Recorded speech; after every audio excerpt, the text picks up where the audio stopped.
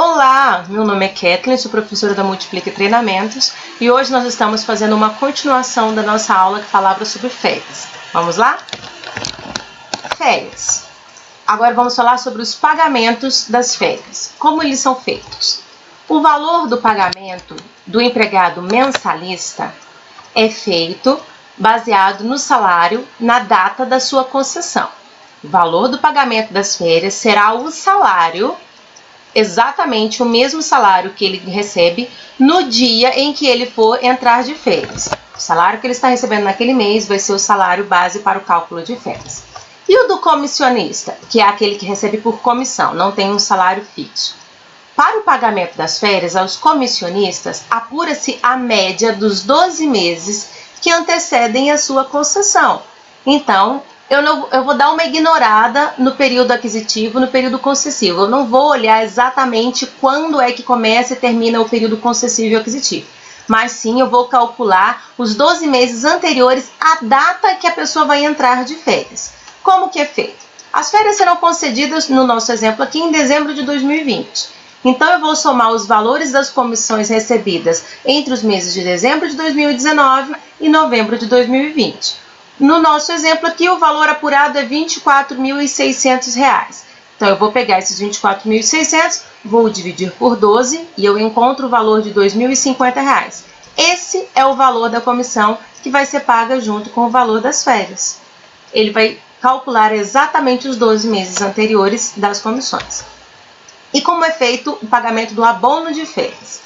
O abono de férias é facultado ao empregado quando ele converte. O que é o abono, né? É quando, em vez de tirar férias, eu vendo uma parte das minhas férias para eu pegar em dinheiro, eu não quero usufruir daqueles dias. Então, ele é facultado ao empregado. Ele pode converter até 1/3 das suas férias em valor monetário, em dinheiro. E desde que esse pedido seja feito até 15 dias antes do período aquisitivo. Quando ele está lá terminando o seu período aquisitivo, ele vai lá no finalzinho e ele pede 15 dias antes para que daqui a um ano, quando ele puder tirar férias, esses 15 dias que ele vai usufruir não sejam usufruídos, mas sim convertidos em dinheiro. Tratando-se de férias coletivas, a conversão deverá ser objeto de acordo coletivo, independente do requerimento individual do empregado. Então, quando eu tenho férias coletivas, cada empregado não pode fazer requerimento individual. Todos eles têm que fazer o requerimento através de convenção coletiva ou nenhum deles pode usufruir.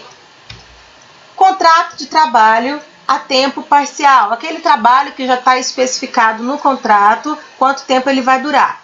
Nos contratos de trabalho a tempo parcial, não é permitida a conversão de 1/3 de férias em dinheiro. Esse daqui para os contratos de trabalho por tempo determinado, em que eles não passam o período de 12 meses. Quando eu tenho o pagamento do terço constitucional, como é que ele é feito? A remuneração de férias terá de ser acrescida de pelo menos 1/3 do salário normal. Eu recebo o salário normal mais 1/3. O pagamento das férias integrais ou proporcionais, gozadas ou não, eu posso usufruir delas ou não, ele está sujeito ao acréscimo. Por exemplo, o valor das minhas férias é de R$ 3.000.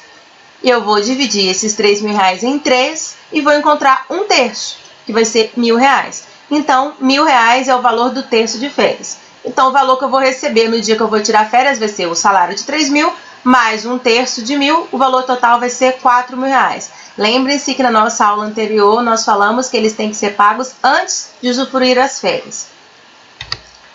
Como que se dá as férias proporcionais? Agora nós vamos falar mais sobre pagamento, mas vamos falar sobre as férias proporcionais. A pessoa que é demitida após 12 meses de serviço, desde que não tenha sido por justa causa, a demissão tem que ser não por justa causa, o empregado demitido tem direito às férias proporcionais na proporção de 1/12 por mês de serviço. Então, se a pessoa foi demitida no 11º mês antes de completar o período aquisitivo, ela vai receber o proporcional às férias, divide-se por 12 e multiplica por 11. Se ela foi feita a demissão com 6 meses de trabalho, ela vai receber o equivalente à metade do seu tempo, do seu salário de férias. E assim, proporcionalmente, eu divido aquelas férias por 12 e multiplico pelos meses que ela trabalhou.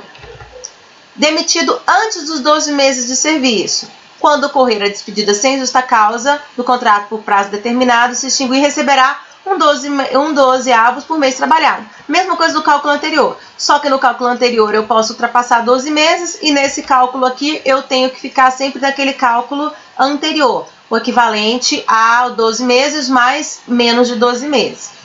12 dividido por, o salário dividido por 12, multiplicado por 11, por 10, por 9, por 8, o que quer que seja. Aqui eu vou fazer o salário normal de férias e quem sabe acrescido de mais um 12avos, se você foi despedido por 13 meses, 14 meses, 15 meses, depois do salário, depois do empregado, mas ainda não tinha usufruído das férias, então você vai fazer o equivalente às suas férias, mais aquele proporcionalzinho.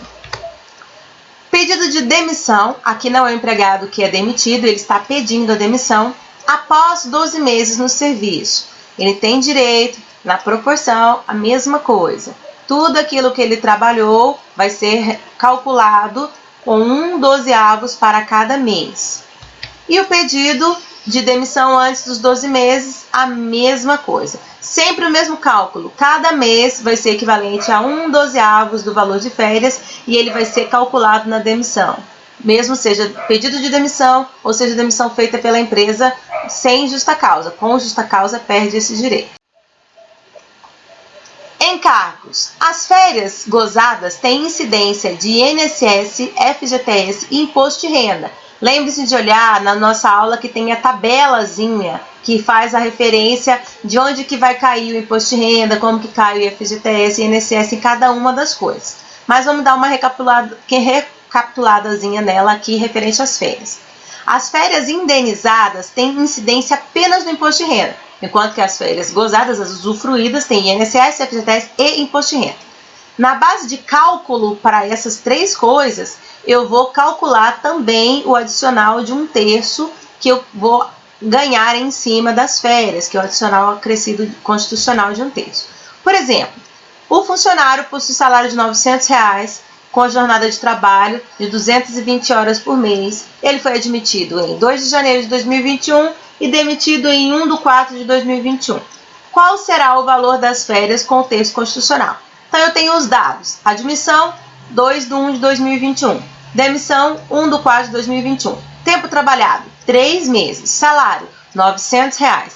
Valor das férias será 900 dividido por 12. Aí eu vou encontrar aquele cálculo de 1 12avos, que vai ser o 37,50. Mas eu vou multiplicar ele pelos meses efetivamente trabalhados, que foram 3. E vou encontrar o valor de R$ 225.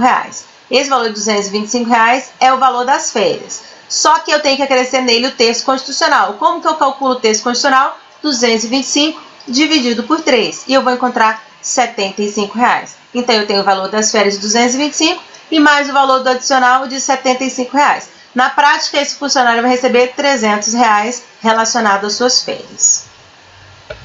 Certo? Cálculozinho para cá, cálculozinho para lá, mas nada muito complicado. Não se esqueçam, estamos recebendo as nossas perguntas. Eu tô doida para ver mais perguntas, já recebemos algumas, eu quero ver muitas perguntas para a gente respondê-las todas. Vou citar os nomezinhos de vocês. Caso vocês não queiram que os nomes sejam citados na resposta de perguntas, me avisem, porque aí eu não cito os nomes. Mas caso contrário, vou dizer, olha, fulano mandou uma pergunta assim, assim, assim, e vou dar a resposta da pergunta no nosso vídeo de respostas. Então, até a nossa próxima aula, fiquem com Deus e tchau, tchau.